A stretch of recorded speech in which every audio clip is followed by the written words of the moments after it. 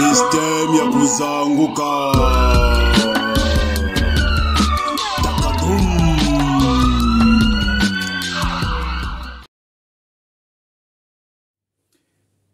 Très chers frères, très chères sœurs, très chers kuzangukistes, vous qui êtes les adeptes du système ya kuzanguka, je vous dis Mbote, Molo, Djambo, Ani Sukuma, Nangadef, Bonjour, bonjour, buenos dias, good morning, le monde entier.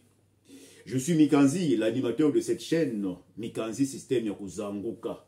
Et comme à l'accoutumée, c'est toujours avec un réel plaisir que je viens ici pour vous exposer le fruit de mes réflexions, de mes pensées. Soyez tous les bienvenus. On va parler d'un pays précisément, de la France. Et de quoi allons-nous parler? Ou de quoi vais-je vous parler aujourd'hui, toi qui me suis, cher kuzangukiste? Je vais te parler de la nouvelle loi qui vient d'être adoptée à l'Assemblée française, la loi sur l'immigration, l'asile et l'immigration, que je peux qualifier, qu'on peut déjà qualifier de la loi anti-immigration. Et alors, comme ça, la France ne veut plus d'immigration, ne veut plus d'immigrer, trouve que les immigrés sont en train de doter le pain de la bouche de leurs enfants. Les immigrés sont en train de précipiter la France dans l'abîme, dans le déclin. Donc c'est à cause de l'immigration que la France est dans cette situation. Donc il faut s'en débarrasser, en tout cas durcir les modalités d'accès en France et de séjour en France. Chers frères, chères sœurs, j'ai mené une réflexion par rapport à cela. Et la réflexion m'a conduit à trouver une solution définitive, une solution totale, définitive et qui va arranger tout le monde. Cette solution-là va arranger la France. Elle va aussi arranger les pays d'où viennent ces immigrés. Je l'évoquerai à la fin. Restez avec moi et vous comprendrez, vous allez apprendre cette solution et vous me direz si elle sied, si elle est à propos, si elle est intelligente ou pas. En tout cas, de mon point de vue, c'est celle qu'il faut. Une solution radicale qui va faire que la situation, le problème, en tout cas le fléau, selon eux, de l'immigration, ne soit que de l'histoire ancienne. Pour la France, mais aussi pour les pays qui, aujourd'hui, sont les plus riches, qui reçoivent la majorité de l'immigration, qui se disent envahis. Ça va aussi leur servir. Donc, chers frères, chères sœurs, je vous prie de rester attentifs. D'abord, ce que je vais faire, c'est lire les principaux articles qui ont été votés, les essentiels de cette loi-là. Donc, je prie votre attention. Voilà ce qui a été adopté à l'Assemblée française, en majorité. Sur la régularisation, que dit cette loi? Refus, écoutez bien, refus ou retrait d'un titre de séjour en cas de non-respect des principes de la République, mis entre guillemets. Tout demandeur d'un titre de séjour doit souscrire un contrat d'engagement au respect des principes de la République, dans lequel il s'engage à respecter la liberté personnelle, la liberté d'expression et de conscience, l'égalité entre les femmes et les hommes, la dignité de la personne humaine, la devise et les symboles de la République. Titre de séjour facilité pour les travailleurs des métiers en tension. Mesure à l'essai jusqu'à fin 2026. Il s'agit d'un titre de séjour exceptionnel à la discrétion des préfets, à condition que le travailleur ait prouvé qu'il a travaillé 12 mois dans un métier en tension au cours des 24 derniers mois, hors travaux étudiants ou saisonniers. Le préfet doit vérifier la nature du travail auprès de l'employeur, l'insertion sociale du demandeur, son respect de l'ordre public, son intégration, son respect des valeurs et principes de la République, l'absence de casier judiciaire. Le préfet a la possibilité de refuser la délivrance du titre, même si toutes ces conditions sont réunies. Écoutez bien. Donc, même si toutes ces conditions sont réunies, le préfet, s'il ne veut pas, s'il trouve que tu as une sale gueule, il peut te refuser son titre de séjour. Le passeport talent de l'article 6 est remplacé par un simple titre de séjour portant la mention talent de 4 ans, réservé à des diplômés de niveau Bac plus 5 ou équivalent. L'article qui autorise certains demandeurs d'asile à travailler est supprimé. Contrôle de l'immigration étudiante. Les étudiants étrangers doivent déposer une caution pour obtenir un titre de séjour. Dispense possible à titre exceptionnel, mis entre guillemets, et justifier annuellement du caractère sérieux des études. La caution est restituée à l'étranger lorsqu'il quitte la France à l'expiration du titre de séjour ou en cas de renouvellement de ce titre de séjour ou d'obtention d'un autre titre de séjour avec changement de motif, ou bien définitivement retenu lorsque l'étranger s'est soustrait à l'exécution d'une décision d'éloignement. La loi rend aussi obligatoire le paiement de frais d'inscription, majorés pour les étudiants étrangers en mobilité internationale. Aide sociale. Conditionnement de certaines aides sociales, allocation familiale, aide au logement, droit au logement, à 5 ans de séjour régulier, contre 6 mois précédemment, ou 30 mois de travail en France. Le texte établit ici une préférence nationale. Hébergement d'urgence. Exclusion des personnes visées par une obligation de quitter le territoire français, OQTF, du droit à l'hébergement d'urgence, sauf dans l'attente de leur éloignement. Le délai de 30 jours accordé en cas d'OQTF. Donc, dorénavant, si tu as une obligation de quitter le territoire français, OQTF, tu es exclu carrément du système d'urgence d'hébergement. Loi concernant la nationalité. Durcissement des conditions d'accès à la nationalité. Durcissement. Le droit du sol n'est plus automatique.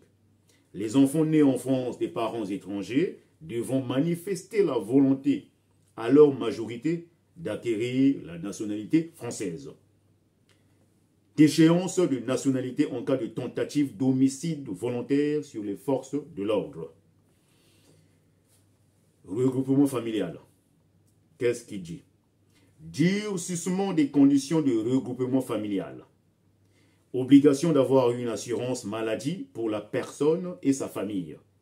Qu'elle maîtrise le français, qu'elle présente des casiers judiciaires vierges. Délai de séjour irrégulier. Rétablissement du délit de séjour irrégulier. Supprimé en 2012 par François Hollande, en application d'une directive européenne, et remplacé par la possibilité de placer les étrangers en retenue administrative. Dorénavant, sanctionné d'une amende, écoutez bien, de 3 750 et d'une peine de 3 ans d'interdiction du territoire. Donc, dorénavant, si tu es en situation irrégulière en France, si tu n'as pas de papier, on peut t'attraper, te foutre en prison avant de te refouler, mais tu payes une amende de 3 750. Voilà. Éloignement. Suppression de protection contre l'expulsion pour certains étrangers. Expulsion des étrangers condamnés pour des crimes et délits punis de 3 ans d'emprisonnement ou plus et constituant une menace grave à l'ordre public ou commis contre un ascendant ou un élu. Généralisation des peines d'interdiction de territoire, IRTF, en cas de crime et délits punis d'au moins 3 ans de prison. Légalisation des OQTF, donc l'obligation de quitter le territoire français, visant des 9 catégories d'étrangers jusqu'ici protégés. Ceux arrivés avant l'âge de 13 ans ou ayant des liens familiaux en France, malades, résidant régulièrement en France depuis plus de 20 ans, ressortissants des pays membres de l'Union européenne. Systématisation des OQTF pour les étrangers à qui on a refusé l'asile et arrêt de la prise en charge médicale visant les déboutés définitifs du droit d'asile. Soins. Aide médicale d'État. Le dispositif est maintenu mais sera étudié séparément en 2024. Voilà donc, entre autres, ce qui a été décidé à l'Assemblée nationale française à propos des immigrés. Les immigrés qui viennent les envahir, qui viennent envahir la France, qui sont, comme il y avait jadis le péril jaune à propos des Asiatiques, des Chinois en particulier, maintenant il y a le péril noir, le péril arabe. Ils considèrent que l'immigration est une source de douleur, de malheur. C'est l'immigration qui cause le déclin de la France, l'immigration qui est en train de tirer la France vers le bas. Alors que, vous voyez, la France est un pays assez bizarre. Il n'y a jamais de statistiques. Je sais qu'il y en a, l'INSEE plutôt, a des statistiques. Ils savent fort bien ce que l'immigration, ce que les immigrés apportent à l'économie française, à la société française. Hein, sans même entrer dans les détails, sans même entrer dans les chiffres, dans les chiffres et lettres. Nous le voyons, c'est visuel, c'est patent que l'immigration, sans l'immigration, la France, je ne veux pas dire n'est rien, mais serait un pays moyen. Sans l'immigration de tout temps, ils ont oublié leur tradition. C'est un pays qui est en plein doute, un pays qui ne sait plus où mettre le pied. Je ne parle pas de la population française. Dans la population française, le peuple français, d'une manière générale, c'est un peuple assez mûr, assez éclairé. Je dis assez parce que l'élite et les médias sont en train de l'abrutir. Ce qui fait que nombreux sont en train de suivre le mot d'ordre, ou plutôt la vision, la mauvaise vision donnée par l'élite politico-socio-économique. Moi, je vis en France, ça fait des années, et je sais que la France qui se lève tôt, c'est la France de l'immigration, la France d'en bas. Quand tu vas dans les transports, les métros, les bus, les trams, ce sont les immigrés, les Noirs, les Arabes en particulier, et ceux qui viennent d'ailleurs, d'Asie, partout, qui se lèvent tôt, à 3h, 4h, 5h du matin, pour aller travailler, pour aller nourrir la France. Partout, vous irez dans les hôpitaux, ça je n'invente pas. Aujourd'hui, ce sont les étrangers, les immigrés, qui soient naturalisés français ou alors encore portant la nationalité de leur pays. Ce sont eux qui soutiennent la France. Dans les EHPAD, les maisons de retraite, ce sont les immigrés. Partout, moi dans les domaines dans lesquels j'ai travaillé, dans le domaine laboratoire, j'ai travaillé chez Cenerci, j'ai travaillé chez Sanofi, c'est plein de Noirs et d'Arabes.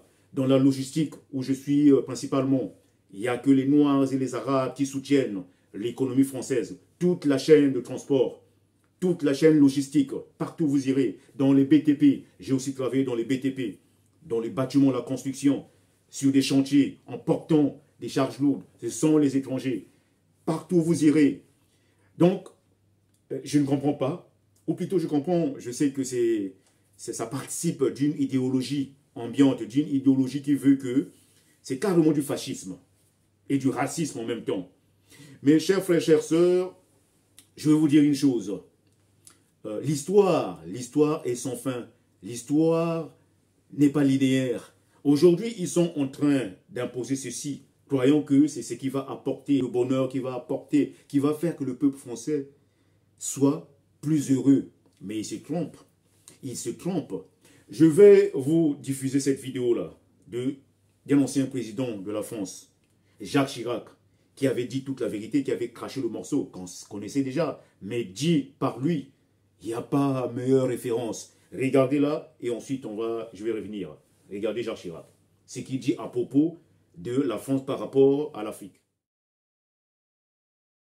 On oublie seulement une chose, c'est qu'une grande partie de l'argent qui est dans notre porte-monnaie vient précisément de l'exploitation, depuis des siècles, de l'Afrique. Pas uniquement, mais beaucoup viennent de l'exploitation de l'Afrique. Alors, il faut avoir un petit peu de bon sens, je ne dis pas de générosité, de bon sens, de justice, pour rendre aux Africains, je dirais, ce qu'on leur a pris, d'autant que c'est nécessaire si l'on veut éviter les pires convulsions ou difficultés avec les conséquences politiques que ça comporte dans le prochain avenir. On vient là de regarder Jacques Chirac, ce qu'il a dit à propos de l'Afrique, de l'apport de l'Afrique, l'apport forcé, du pillage, je veux dire, de la France à ses anciennes colonies pendant l'esclavage, pendant la colonisation et maintenant la néocolonisation. Parce que ça continue d'une manière déguisée, mais ça continue. La France continue à piller les pays africains. Et bien plus, bien d'autres. Donc, chers cousins bouquistes, je vous avais promis une solution. Je vous avais promis la solution. Selon moi, c'est laquelle? Ça m'a pris du temps pour retrouver cette solution-là. Et je vais la proposer aujourd'hui au monde entier. Quelle est la solution définitive, radicale, pour que l'on parle plus d'immigration? Écoutez-moi bien, ouvrez bien vos oreilles. Je pose cette solution ici. J'ai dit aux Français, 1, c'est eux qui doivent commencer, parce que c'est eux qui étaient d'abord venus chez nous. Quitter tous les pays étrangers, Parce qu'il y a des Français qui sont à l'étranger, en Afrique, en Asie, partout, en Amérique, à travers le Koumen, à travers le monde entier, à travers toute la planète. Rentrez tous en France, et sans exception. Tous les Français de pure souche, là, les Souchiens ou les Français blancs, le Coderme, ce n'est pas question de racisme, je parle d'une vérité. Moi, je ne suis pas raciste. J'aime tous les peuples du monde. Je vis en Europe, en France. Si je n'aimais pas la France, si je n'aimais pas les Français, je me serais cassé d'ici. Mais je parle d'une vérité. Quittez tous ces pays, comme chez vous, il y a tout. Vous êtes le pays le plus beau pays du monde, le pays le plus riche, le plus développé. Quittez-moi l'Afrique, Congo, Gabon, Cameroun, Côte d'Ivoire, Mali. De toute façon, on est en train de vous chasser là-bas. Bon, on chasse l'armée, hein, les politiciens. Quittez ces pays, rentrez chez vous, ici revenez, et nous aussi nous allons quitter lentement, sereinement l'Hexagone. On va quitter la France et on va rentrer chez moi, le premier qui vous parle. Voilà la solution que je propose. Rentrez tous chez vous, venez ici, il y a beaucoup de place. Hein. La France, c'est plus de 500 000 km². Et quand je parle de la France et l'Hexagone, hein, ce n'est pas les dom-tom, tout ça. Dom-tom aussi, vous quittez. Ce n'est pas à vous. Parce que la France, c'est l'Hexagone. Les 500 et quelques mille km². C'est ça la France. Les Mayotte, les dom-tom, Wallis, Futuna et Nouvelle-Calédonie, ce n'est pas la France. Ce n'est pas la terre française. Parce que originellement, il n'y a eu aucun Français qui est né là-bas. Disons, historiquement. Il y avait des peuples sur ces terres-là. Il y avait des peuples en Martinique. Il y avait des peuples autochtones en Guyane. Il y avait des peuples autochtones en Nouvelle-Calédonie. Donc, à La Réunion, et j'en passe des meilleurs. Donc, voilà la solution. Pour éviter toutes ces tracasseries, immigrés, voilà. Quittez-moi ces pays-là, rentrez tous chez vous et nous aussi, nous allons vous laisser votre pays en paix. Moi, je vais rentrer chez moi, je rassemble mes biens, tous biens et meubles, famille, tout ça. Je rentre au Congo, tranquillement. Et on ira s'arranger là-bas aussi avec les dictateurs qui détruisent aussi. On ira, voilà. La solution est celle-là. C'est sans haine que je le dis. Je ne suis pas quelqu'un de haineux, mais c'est la solution radicale, définitive. Comme ça, on verra qui viendra en premier frapper, toquer à la porte de l'autre. Parce que l'impression que vous donnez est celle que l'Afrique, les autres pays, c'est l'enfer. Il n'y a pas de vie là-bas. Certes, on a des problèmes on a plus de problèmes que la France, que les Français. Mais ce que j'aime chez l'homme africain, chez les autres, pas seulement africains, ceux qui viennent des pays où vraiment la vie est rude, ils ont acquis une certaine résilience. Et même pas acquis, c'est inné en nous. Parce qu'on est déjà habitué, ça se transmet de génération en génération, la résilience. Comment faire face à la dureté de la vie, de la nature. Mais on fait fusion, on est en parfaite harmonie avec la nature. Quoique, c'est la lutte est plus rude. Mais on est déjà habitué, c'est ancré dans nos veines, dans notre ADN, dans nos gènes même. Et ça ne nous gêne pas de rentrer chez nous. On ira, s'il faut galérer, on ira galérer là-bas. C'est mieux. On va garder notre dignité et on verra qui, en premier, viendra frapper à la porte de l'autre. Et tout le monde sait c'est qui. Parce que quand c'est comme ça, nous allons, nous, fixer le prix de nos matières premières. C'est nous qui allons fixer le prix du pétrole, du cacao, café, des diamants, de toutes ces matières dont vous avez besoin ici, du gaz, du pétrole. Nous, à la limite, en Afrique, on n'a pas tellement besoin de ça. Très peu jouissent du pétrole, très peu, c'est une infime minorité. Vous voyez, moins de 1%, par exemple, dans des pays comme le Gabon, le Congo, moins d'1%. Donc, c'est pour dire qu'on peut rentrer chez nous, s'il faut aller cultiver la terre, on va le faire. S'il faut remonter dans les arbres, comme vous dites qu'on est des singes, on va remonter, regrimper sur des arbres pour cueillir des fruits, bananes et consorts. Voilà. On va répartir à l'âge de la pierre taillée ou de la préhistoire, c'est pas grave. S'il faudra reporter des pots de bananes, les pots d'animaux, nous allons les reporter. Mais au moins, on sera en paix chez nous.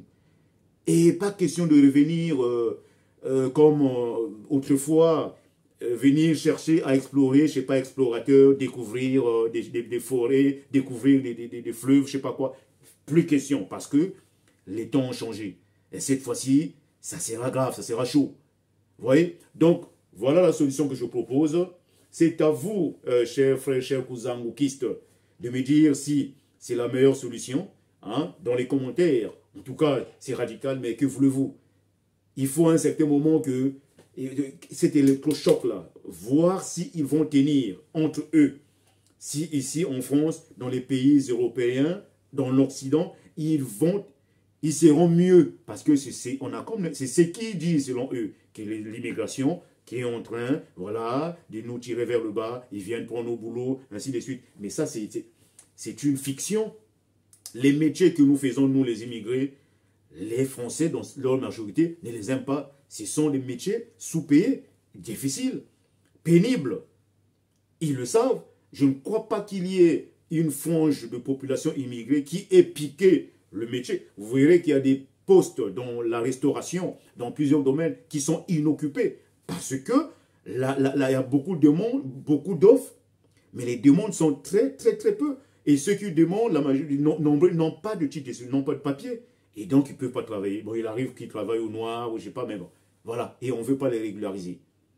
Donc, chers frères, chères sœurs, je ne veux pas trop m'éterniser sur ce point-là. Voilà la solution que je propose.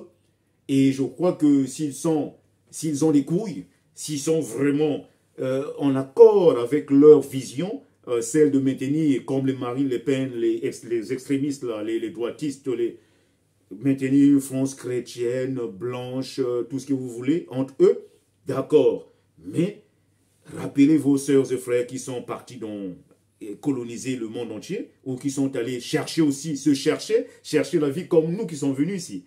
On voyait qu'on est dans la même logique. Les Français quittent la France pour aller à l'étranger parce que là-bas, il y a un mieux-être, un mieux vivre.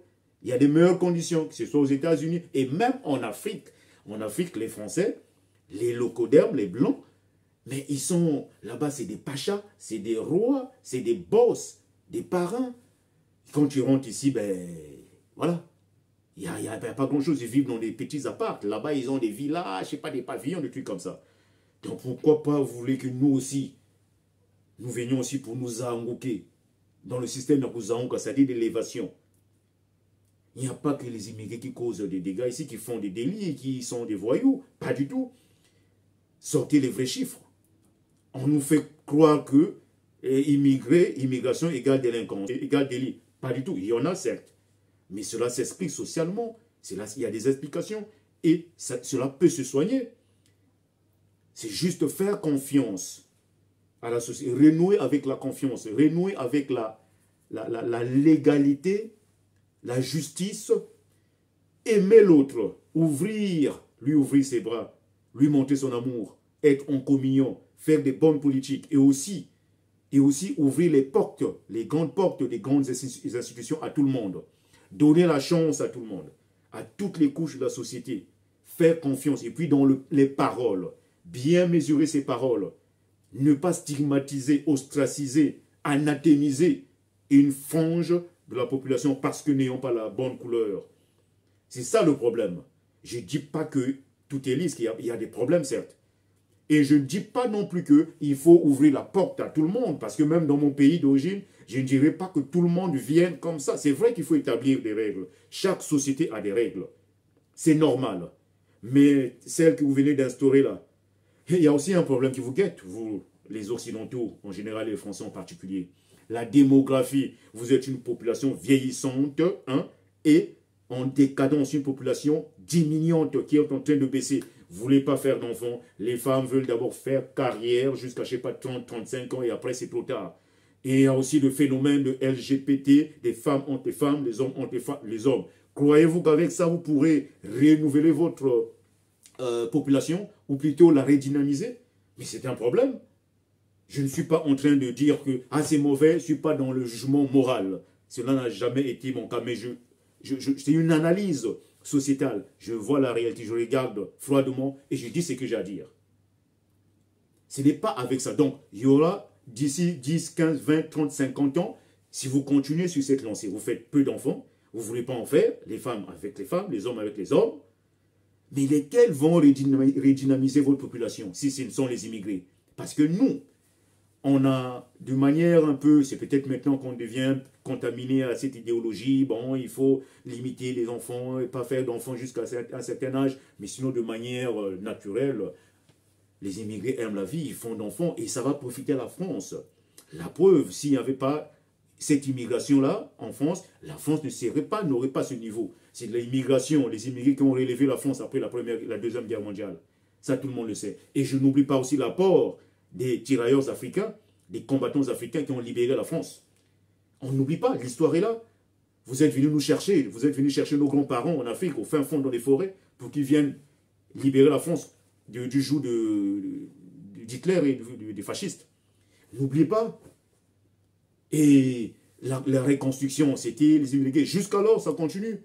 Sur tous les plans, le sport, tout ça, le football. Aujourd'hui, la France devient une puissance footballistique au monde. Grâce à quoi? Grâce aux immigrés. Grâce fondamentalement à l'immigration. Vous voyez vous-même. Et pas que le foot, dans tous les sports. La majorité des sports qui portent.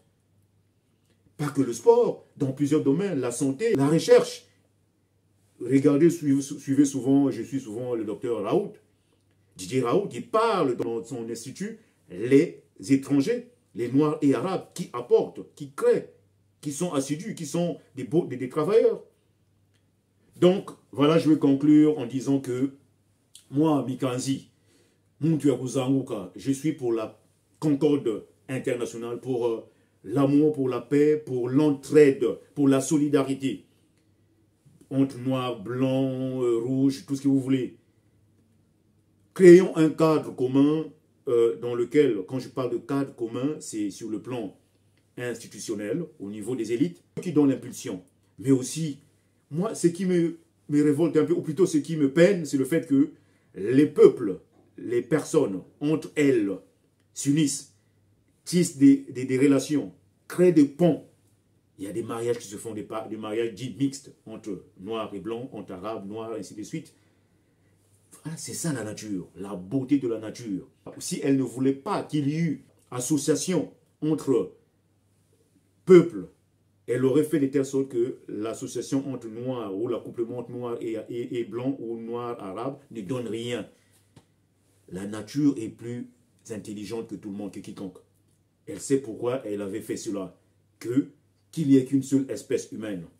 Quoique avec des colorations différentes, mais c'est une seule espèce. C'est bien celle-là, la beauté de la nature, la splendeur de la nature même. Et moi, je suis pour cela. Vous allez me taxer d'être, je sais pas moi, comme on dit souvent, les Africains, ils aiment tout le monde, ils embrassent tout le monde, mais c'est pas grave. L'amour n'est pas un péché, l'amour n'est pas une faiblesse. Mais tout en ayant cet amour, cette ouverture vers les autres peuples, je sais, je connais mon histoire, je connais l'histoire, comment l'histoire s'est passée. Donc je sais à qui j'ai affaire.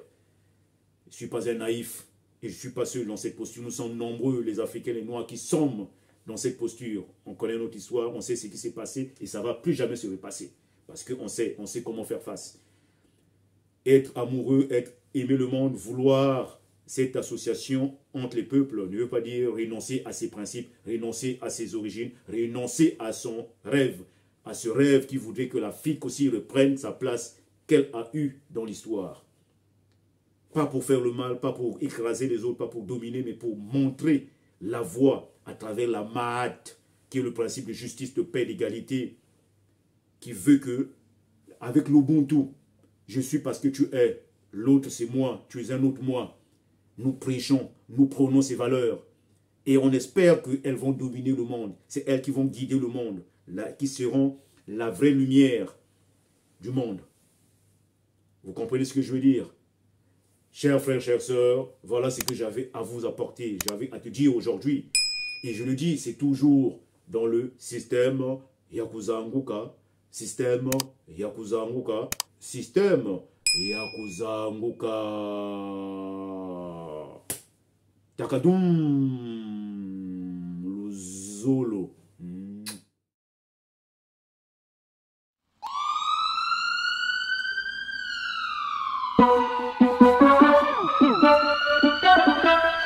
Système Yakuza Nguka.